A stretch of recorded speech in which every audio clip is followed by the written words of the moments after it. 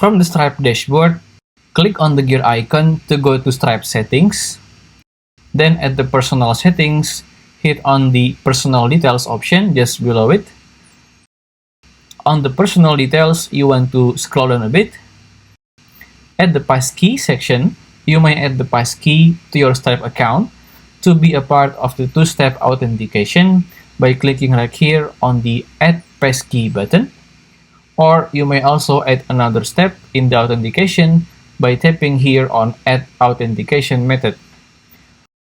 And choose between adding the security key or your phone number as a part of the two-step authentication. And to manage the authentication method, you may go to this section and click on the three dots button besides the method that you already have.